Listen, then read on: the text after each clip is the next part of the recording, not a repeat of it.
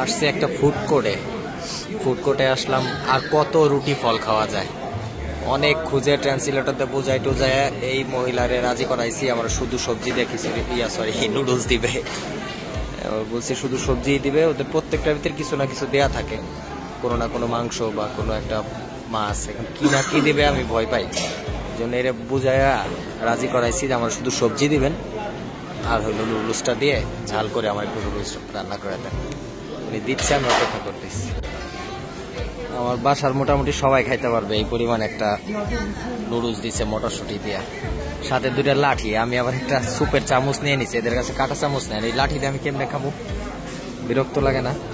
লাঠি দিয়ে খাইতে পারি আর না পারি, জিনিস মারাত্মক লেভেলের টেস্টি, সেই টেস্টি। মানে এতদিন অ্যাভয়েড করছি ভয়ে, চাইনিজ ফুড অ্যাভয়েড করা ঠিক হয় নাই। এই সবজি টবজি খুঁজে খাওয়া উচিত ছিল, খুবই মজাদার। লাঠি সুটাতে মানুষ খায়, এগুলো সম্ভব আমার পক্ষে। দড়ি পড়ে যায়, উঠছে উঠছে।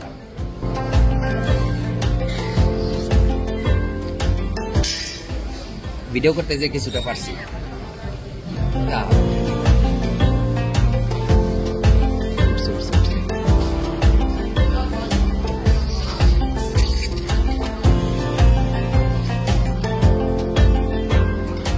অনেস্টলি আমার লাইফে খাওয়া সব থেকে মজাদার নুডলস এটা।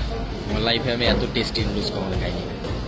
ঝাল, একটা ঝাঁঝালো কি জন্য দেয়া আছে, মানে দ্য বেস্ট নুডলস। যেটা পাগল পাগল লাগতেছে, সবাই হাসতেছে আমার দেখা, আর আমি চেষ্টা চালাই যাচ্ছি লাঠির যুদ্ধ।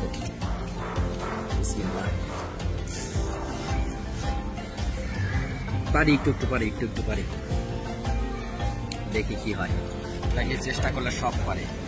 আমি কাঠি দেখা শিখছি, আমি একটু ধরতেও শিখে গেছি, আমি তুলতে পারি। দেখাচ্ছি,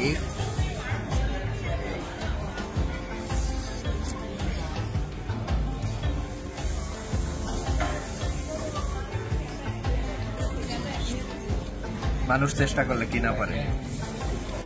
কথাখানি দিছিল সেটা তো আগের ভিডিওতেই আছে, ভিডিওর আগের অংশে। এই পর্যন্ত আমি খাইতে পারছি, বাকি আর পারলাম না। বাট এই পর্যন্ত ইতি মজা ছিল অনেক, পেটে জায়গা থাকলে আরো খাইতাম। রেখে চলে যাচ্ছি।